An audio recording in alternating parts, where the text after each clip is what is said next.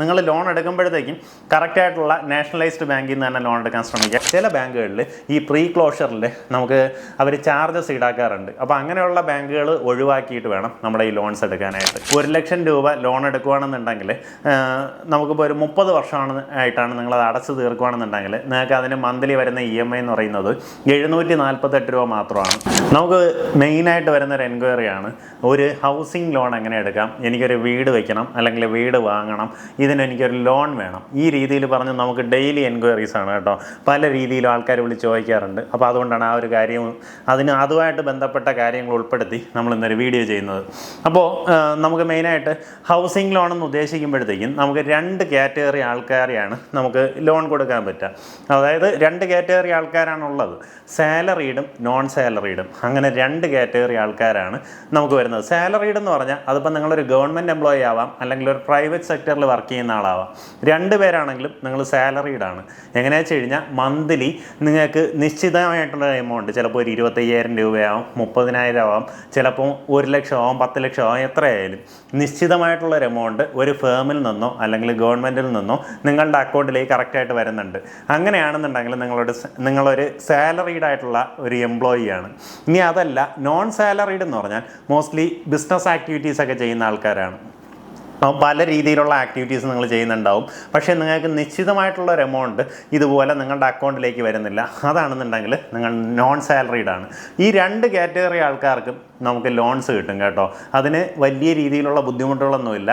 നിങ്ങൾ എലിജിബിലിറ്റി അനുസരിച്ച് നിങ്ങൾക്ക് എത്രത്തോളം എമൗണ്ട് നിങ്ങളുടെ EMI അടയ്ക്കാൻ പറ്റുമെന്നുള്ള എലിജിബിലിറ്റി അനുസരിച്ചിട്ടാണ് നിങ്ങൾക്ക് എത്ര എമൗണ്ട് വരേക്കും ലോൺ കിട്ടുമെന്ന് നിശ്ചയിക്കുന്നത്. നോർമലി നിങ്ങൾക്കൊരു 25,000 രൂപ സാലറി കിട്ടുന്ന ഒരാളാണെന്നുണ്ടെങ്കിൽ നിങ്ങൾക്ക് ഒരു മാസം 17,500 രൂപ വരേക്കും EMI അടയ്ക്കാവുന്ന രീതിയിൽ നിങ്ങൾക്ക് ലോൺ ലഭിക്കുന്നുണ്ടാവും. ആ എമൗണ്ട് എത്ര കിട്ടും എന്നുള്ളത് ഞാൻ അത് പറഞ്ഞുതരാം. അതായത് നിങ്ങളുടെ ചിലവുകളെല്ലാം പോകെ 17,500 രൂപ നിങ്ങൾക്ക് EMI അടയ്ക്കാൻ എലിജിബിലിറ്റി ഉണ്ട് അല്ലെങ്കിൽ ക്യാപ്പബിലിറ്റി ഉണ്ടെന്നാണ് നമുക്കൊരു വെപ്പ് കേട്ടോ. അപ്പോൾ നിങ്ങൾക്കിപ്പോൾ ടോട്ടലായിട്ട് 25,000 രൂപ അങ്ങനെ കിട്ടുന്നില്ല. അങ്ങനെയാണെന്നുണ്ടെങ്കിൽ നിങ്ങൾക്ക് ചെയ്യാൻ പറ്റുന്നത് 2-3 പേരുടെ ഇതിവിടെ നിങ്ങൾക്ക് ക്ലബ് ചെയ്യാം. മെയിനായിട്ട് ബ്ലഡ് റിലേഷനായിട്ടുള്ള ആൾക്കാർ, ഇപ്പോൾ ബ്രദറിൻ്റെയോ സിസ്റ്ററിൻ്റെയോ അച്ഛൻ്റെയോ അമ്മയുടെയോ വൈഫിൻ്റെയോ ഇങ്ങനെയുള്ള അവരുടെ ഇൻകം കൂടെ നിങ്ങൾക്ക് ക്ലബ് ചെയ്ത് ഒരു എമൗണ്ട് കാണിച്ച് ആ എമൗണ്ട് വെച്ചിട്ട് നിങ്ങൾക്ക് ലോണിന് എലിജിബിലിറ്റി നേടാൻ സാധിക്കും. ഇനി നോൺ സാലറീഡ് ആയിട്ടുള്ള ആൾക്കാരാണെന്നുണ്ടെങ്കിൽ നിങ്ങൾക്ക് ലോൺ കിട്ടുന്നതിന് നിങ്ങൾ ചെയ്യേണ്ടത് നിങ്ങൾക്ക് സ്ഥിരമായിട്ടൊരു ഇൻകം ഉണ്ടെന്ന് കാണിക്കുകയാണ് ചെയ്യേണ്ടത്. അത് കാണിക്കാൻ പറ്റുന്ന എളുപ്പ വഴി എന്ന് പറഞ്ഞാൽ നിങ്ങൾ ഇൻകം ടാക്സ് കറക്റ്റായിട്ട് ഫയൽ ചെയ്യുക. ഇപ്പം നിങ്ങൾക്ക് ഒരു മാസം പല രീതിയിൽ എന്തെങ്കിലും കച്ചവടം ചെയ്യുന്നവരാണ്, അല്ലെങ്കിൽ നിങ്ങൾ കൂലിപ്പണിക്ക് പോകുന്നവരാണ്.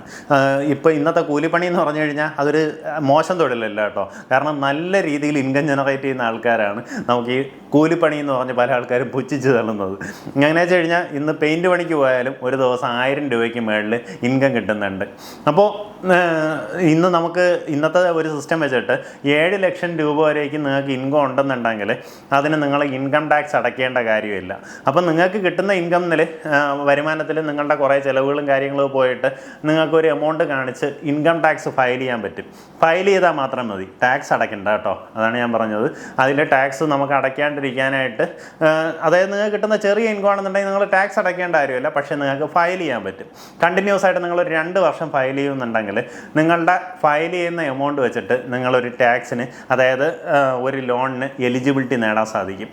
അപ്പോൾ ഇതാണ് മെയിനായിട്ടുള്ള നമുക്കൊരു കണ്ടൻസ്. പിന്നെ അല്ലാണ്ട് നിങ്ങൾക്ക് നോർമലി നല്ല രീതിയിൽ ബിസിനസ്സൊക്കെ ചെയ്യുന്നവരാണ്, മാസം നല്ല രീതിയിൽ ഇൻകം ജനറേറ്റ് ചെയ്യുന്നുണ്ട്. പക്ഷേ അങ്ങനെ ഇരുന്നാലും ചിലപ്പോൾ നിങ്ങൾക്ക് ലോൺ എലിജിബിലിറ്റി കാണത്തില്ല.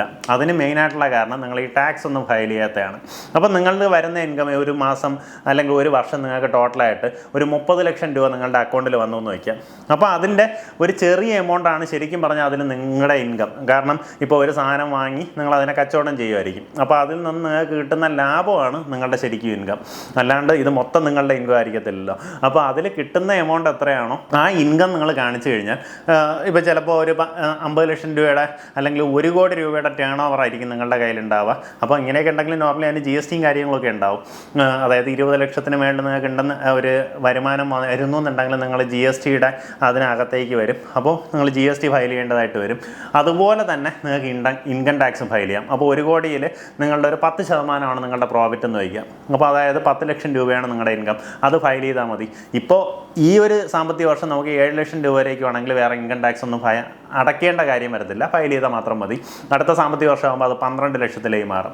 അപ്പോൾ ആ രീതിയിലാകുമ്പോൾ നിങ്ങൾക്ക് ഇൻകം ജനറേറ്റ് ചെയ്യാൻ പറ്റും എന്ന് പറഞ്ഞിട്ട് നിങ്ങൾക്ക് ബാങ്കുകളെ ബോധ്യപ്പെടുത്താൻ പറ്റും. ഒരു 2 വർഷമായിട്ട് കണ്ടിന്യൂസ് ആയിട്ട് നിങ്ങൾ ഫയൽ ചെയ്യുന്നുണ്ടെങ്കിൽ, നോൺ സാലറീഡ് ആൾക്കാരാണെങ്കിൽ നിങ്ങൾക്ക് എന്ത് ചെയ്യാൻ പറ്റും, ഇതുപോലെ ലോൺസ് വാങ്ങാൻ സാധിക്കും. ഇനി നിങ്ങൾക്ക് വേറൊരു കേസ് എന്ന് പറഞ്ഞു കഴിഞ്ഞാൽ, നിങ്ങൾക്ക് ഓൾറെഡി ഉള്ള EMI ഒബ്ലിഗേഷൻ, നിങ്ങൾക്ക് ഒരു വീട് വെക്കണം, അതിന് നിങ്ങൾ ലോൺ എടുത്താണ് വീട് വയ്ക്കാൻ ആഗ്രഹിക്കുന്നുണ്ടെങ്കിൽ നിങ്ങൾ വേറെ ചെറിയ ചെറിയ ലോൺസ് വാങ്ങിയിടരുത്. ഇപ്പോൾ ചില ആൾക്കാർ നിങ്ങളെ പെട്ടെന്ന് വിളിച്ച് പറയും പേഴ്സണൽ ലോൺ തരാം, 5 ലക്ഷം രൂപ പെട്ടെന്ന് പാസ്സാക്കി തരാം. 2 ദിവസത്തിലും 3 ദിവസത്തിലൊക്കെ ലോൺ പാസ്സാകും കേട്ടോ. പക്ഷേ അതിൽ വരുന്ന പലിശ എന്ന് പറയുമ്പോൾ 15%, 20% ഈ റേഞ്ചിലാണ് ഇതിൻ്റെ ഇൻട്രസ്റ്റ് റേറ്റ് വരുന്നത്.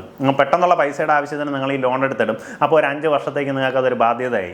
അപ്പോൾ ചിലപ്പോൾ ഒരു 5 ലക്ഷം രൂപയായിരിക്കും നിങ്ങൾ ലോൺ എടുക്കുക, മാസം തോറും 10-14,000 രൂപ അക്കൗണ്ടിൽ നിന്ന് പൊയ്ക്കൊണ്ടിരിക്കുന്നുണ്ടാവും. അത് നിങ്ങളുടെ EMI ഒബ്ലിഗേഷനാണ്. ഞാൻ മുന്നേ പറഞ്ഞതുപോലെ 25,000 രൂപ സാലറി വാങ്ങുന്ന ആളിൽ നിന്ന് ഓൾറെഡി 15,000 രൂപ അല്ലെങ്കിൽ ഒരു 10,000 രൂപ EMI ആയിട്ട് പോകുന്നു എന്നുണ്ടെങ്കിൽ നിങ്ങൾക്ക് EMI അടയ്ക്കാനുള്ള മാക്സിമം ഒരു ബെഞ്ച് മാർക്ക് എന്ന് പറയുന്നത് 17,500 രൂപയാണ്. ഇനി 7,500 രൂപ അടയ്ക്കാൻ പറ്റുന്ന രീതിയിലുള്ള ലോണേ നിങ്ങൾക്ക് സാങ്ഷൻ ആവുള്ളൂ. അതുകൊണ്ട് തന്നെ നിങ്ങളിപ്പോൾ ഒരു ഹോം ലോൺ എടുക്കാൻ ഉദ്ദേശിക്കുന്നു എന്നുണ്ടെങ്കിൽ ഈ രീതിയിൽ നിങ്ങൾ വേറെ EMIs നിങ്ങളുടെ അക്കൗണ്ടിൽ നിന്ന് പോകാത്ത രീതിയിൽ നമ്മുടെ ഫിനാൻസിനെ ഒന്ന് മേക്കപ്പ് ചെയ്ത് കൊണ്ടുവരാം. മനസ്സിലായോ? അപ്പോൾ ഒരു 2 വർഷത്തേക്ക് നിങ്ങൾ കറക്റ്റായിട്ട് ടാക്സ് ഫയൽ ചെയ്യുക, അതുപോലെ തന്നെ EMIs ഒന്നും നിങ്ങളുടെ അക്കൗണ്ടിലൂടെ പോകാത്ത രീതിയിലാക്കുക. അപ്പോൾ അതിന് കണക്കാക്കിയുള്ള ഫിനാൻഷ്യൽ അഡ്ജസ്റ്റ്മെൻറ്റ്സ് ചെയ്യുക. അപ്പോൾ ഈ രീതിയിൽ നിങ്ങൾ എല്ലാ കാര്യങ്ങളും ചെയ്ത് കഴിഞ്ഞാൽ നിങ്ങൾ ലോണിന് എലിജിബിലിറ്റി നേടും. അപ്പോൾ നിങ്ങൾക്ക് ലോണിന് സഹായിക്കാനായിട്ട് ഇപ്പോൾ നമ്മൾ തന്നെ ലോൺസിൻ്റെ ബാക്കി കാര്യങ്ങൾ ചെയ്ത് കൊടുക്കാറുണ്ട് കേട്ടോ. അതായത് മേജറായിട്ടുള്ള എല്ലാ ബാങ്കുകളുമായിട്ടും ടൈപ്പ് ഉണ്ടാക്കി അതിൻ്റെതായിട്ട് ബാങ്കിൻ്റെ കാര്യങ്ങൾ ചെയ്തു തരാറുണ്ട്. ഇപ്പോൾ നിങ്ങൾ ലോൺ എടുക്കുമ്പോഴത്തേക്കും കറക്റ്റായിട്ടുള്ള നാഷണലൈസ്ഡ് ബാങ്കിൽ നിന്ന് തന്നെ ലോൺ എടുക്കാൻ ശ്രമിക്കുക. കാരണം ഇപ്പോഴത്തെ നമ്മുടെ ഇൻട്രസ്റ്റ് റേറ്റ് എന്ന് പറയുന്നത് 8.15% തൊട്ട് മേളിലോട്ടാണ് കേട്ടോ. അതായത് ഈ നാഷണലൈസ്ഡ് ബാങ്കിൽ നിന്ന് നമുക്ക് ലോൺ എടുക്കുമ്പോൾ നല്ല പലിശ കുറവിൽ നമുക്കിത് വാങ്ങാൻ സാധിക്കും. ഇപ്പോൾ പല പ്രൈവറ്റ് ബാങ്കുകളിൽ ചില കേസുകളിൽ ഇതിൻ്റെ ഒരു ഫ്ലോട്ടിംഗ് ഇൻട്രസ്റ്റ് റേറ്റ് ആണ്. നമുക്ക് ചില തവണ ഇതിൻ്റെ ഇൻട്രസ്റ്റ് റേറ്റ് മാറാൻ ചാൻസ് ഉണ്ട്. അതുപോലെ നമുക്ക് നേരത്തെ അടച്ചു തീർക്കാനുള്ള ബുദ്ധിമുട്ടുകളുണ്ടാകും. അതായത് നമുക്കിപ്പോൾ ഒരു ലോൺ എടുത്തു കഴിഞ്ഞാൽ നമ്മൾ അതായത് പ്രിൻസിപ്പൽ എമൗണ്ട് നമ്മൾ നേരത്തെ അടയ്ക്കുകയാണെന്നുണ്ടെങ്കിൽ നമുക്ക് ഈ പലിശയുടെ ഇൻട്രസ്റ്റിൻ്റെ ഒരു ബേർഡൻ കുറയ്ക്കാൻ സാധിക്കും കേട്ടോ. അപ്പോൾ നമുക്ക് നോർമലി ഒരു ഹൗസിംഗ് ലോൺ എന്ന് പറയുമ്പോൾ നമുക്കൊരു 30 years വരേക്കും ഡ്യൂറേഷനുള്ള ലോൺസ് ആയിട്ട് കിട്ടാറുണ്ട്. അപ്പോൾ ഇന്നത്തെ സാഹചര്യത്തിൽ നിങ്ങൾക്ക് നല്ല സിബിൽ സ്കോർ ഉണ്ടെന്നുണ്ടെങ്കിൽ, അതായത് നിങ്ങൾക്ക് വേറെ EMIs ഒന്നും പെൻഡിങ് ഇല്ല, കറക്റ്റായിട്ട് നിങ്ങൾ അടയ്ക്കുന്നുണ്ട്, അങ്ങനെയൊക്കെ ഉണ്ടെന്നുണ്ടെങ്കിൽ നിങ്ങളുടെ ഒരു സിബിൽ സ്കോർ ഇമ്പ്രൂവ് ആവുന്നുണ്ടാവും. ഒരു 701 മേളിലോട്ടൊക്കെ ആണെന്നുണ്ടെങ്കിൽ നിങ്ങൾക്ക് ഈസി ആയിട്ട് ലോണിന് എലിജിബിലിറ്റി നേടാം. ഒരു 745 മേളിലൊക്കെ ആണെങ്കിൽ നിങ്ങൾക്ക് പെട്ടെന്ന് തന്നെ ലോൺസ് പാസ്സാവാനുള്ള സാധ്യതയുണ്ട്. അപ്പോൾ നിങ്ങൾക്കിപ്പോൾ ഒരു 1 ലക്ഷം രൂപയാണ് ഇന്നത്തെ നിലയ്ക്ക്. നമുക്കൊരു 1 ലക്ഷം രൂപ ലോൺ എടുക്കുകയാണെന്നുണ്ടെങ്കിൽ നമുക്കിപ്പോൾ ഒരു 30 വർഷമായിട്ടാണ് നിങ്ങളത് അടച്ചു തീർക്കുകയാണെന്നുണ്ടെങ്കിൽ നിങ്ങൾക്ക് അതിന് മന്ത്ലി വരുന്ന EMI എന്ന് പറയുന്നത് 748 രൂപ മാത്രമാണ്. ഇപ്പോൾ അതൊരു 10 ലക്ഷം രൂപയാകുമ്പോൾ 748 × 10, അതായത് 7,480 രൂപയാണ് നിങ്ങളുടെ EMI വരുന്നത്. ഇത് നിങ്ങൾ 30 വർഷമായിട്ട് അടയ്ക്കേണ്ടതാണ് കേട്ടോ. ഈ 748 രൂപയെന്ന് പറയുന്നത് അതിൽ ഒരു ഭാഗം നിങ്ങളുടെ ഇൻട്രസ്റ്റും അതിൽ ഒരു ഭാഗം നിങ്ങൾ ഈ 1 ലക്ഷം രൂപയുടെ മുതലുമാണ് സാധാരണ ഇതിൽ തിരിച്ചടയ്ക്കുന്നത്. നിങ്ങളുടെ കയ്യിൽ കൂടുതൽ വരുമാനം ഉണ്ടെന്നുണ്ടെങ്കിൽ നിങ്ങൾ എന്ത് ചെയ്യുക, ഇടയ്ക്കിടയ്ക്ക് കുറച്ച് കൂടുതൽ പൈസ അതിലേക്ക് ആഡ് ചെയ്ത് ഈ മുതൽ നേരത്തെ തന്നെ അടച്ചു തീർക്കാൻ നോക്കുക. അങ്ങനെയാണെന്നുണ്ടെങ്കിൽ നമുക്ക് ഈ ഇൻട്രസ്റ്റിൻ്റെ ബേർഡൻ ഒന്ന് കുറയ്ക്കാൻ പറ്റും കേട്ടോ. പിന്നെ അതുപോയിട്ട് നമ്മളിപ്പോൾ ഒരു 30 വർഷത്തേക്ക് ലോൺ എടുക്കുക എന്ന് പറയുമ്പോൾ, ഇപ്പോൾ ഞാൻ ഒരു 40 ലക്ഷം രൂപയുടെ ലോൺ എടുത്തു, എനിക്കിപ്പോൾ അതിന് മന്ത്ലി EMI വരുന്നത് ഏകദേശം ഒരു 33,000 രൂപയാണ്. ഈ 33,000 രൂപയുടെ ഇന്നത്തെ വാല്യുവേഷനും നമുക്കൊരു 10 വർഷം കഴിഞ്ഞിട്ടുള്ള 33,000 രൂപയുടെ വാല്യൂ തമ്മിൽ ഭയങ്കര ഡിഫറൻസ് ആണ് കേട്ടോ. അതായത് ഇന്നത്തെ ഒരു 3,000 രൂപയുടെ വിലയെ നമുക്കൊരു 10 വർഷം കഴിഞ്ഞാൽ 33,000 രൂപയ്ക്ക് ഉണ്ടാവുള്ളൂ. അപ്പോൾ ആ രീതിയിലൊരു നമുക്കൊരു ഇതിൻ്റെ ഒരു വാല്യുവേഷൻ മാറും, അതിനനുസരിച്ച് നമ്മുടെ വരുമാനമൊക്കെ മാറുന്നുണ്ടാവും. അപ്പോൾ ഒരു 10 വർഷം കഴിഞ്ഞാൽ നമുക്ക് ഈ ഒരു പൈസ അടയ്ക്കുന്നതിന് വലിയ ബുദ്ധിമുട്ടുണ്ടാവില്ല. അത് കണ്ടിന്യൂസ് ആയിട്ട് അങ്ങ് അടഞ്ഞങ്ങ് പൊയ്ക്കൊണ്ടിരിക്കും. ആ സമയത്ത് ശരിക്കും പറഞ്ഞാൽ ഈ ഇൻട്രസ്റ്റിൻ്റെ ഒരു ബേർഡൻ നമുക്കൊരു വലിയ ബേർഡനായിട്ടും ഫീൽ ചെയ്യത്തില്ല, ആ രീതിയിൽ കൺസിഡർ ചെയ്യുകയാണെന്നുണ്ടെങ്കിൽ. ഇനി അതല്ല, നിങ്ങൾക്കതൊരു നോർമലി ഇപ്പോൾ ഒരു 50 ലക്ഷം രൂപയുടെ ലോൺ എടുത്തു, നമ്മൾ 30 വർഷം കഴിഞ്ഞ് അടഞ്ഞു തരുമ്പോൾ ഏകദേശം 1.25 കോടിയാണ്, അതായത് 75 ലക്ഷം രൂപ നിങ്ങൾ ഇൻട്രസ്റ്റ് ആയിട്ട് അടയ്ക്കുവാണ്. പക്ഷേ ഈ 75 ലക്ഷം രൂപ നിങ്ങൾ 30 വർഷമായിട്ടാണ് അടച്ചു തീർത്തത്. അപ്പോൾ അത് ശരിക്കും ഒരു ഇൻട്രസ്റ്റ് ബേർഡനായിട്ട് നമ്മൾ ആ ലോങ് ടേമിൽ നോക്കുമ്പോഴത്തേക്കും നമുക്കത് ഫീൽ ചെയ്യത്തില്ല. പക്ഷേ ഇഫ് ഇൻ കേസ് നിങ്ങൾക്കത് ഫീൽ ആവുകയാണെന്നുണ്ടെങ്കിൽ ഞാൻ മുന്നേ പറഞ്ഞതുപോലെ തന്നെ ഇടയ്ക്കിടയ്ക്ക് കുറച്ച് കൂടുതൽ പൈസ കൊണ്ടുവന്ന് പ്രിൻസിപ്പലിലും കൂടെ അടച്ചു കഴിഞ്ഞാൽ നമുക്കത് നേരത്തെ തന്നെ ക്ലോസ് ചെയ്യാൻ പറ്റും. അപ്പോൾ ഈ ലോണിൻ്റെ ചില ബാങ്കുകളിൽ ഈ പ്രീ ക്ലോഷറിൽ നമുക്ക് അവർ ചാർജസ് ഈടാക്കാറുണ്ട്. അപ്പോൾ അങ്ങനെയുള്ള ബാങ്കുകൾ ഒഴിവാക്കിയിട്ട് വേണം നമ്മുടെ ഈ ലോൺസ് എടുക്കാനായിട്ട്.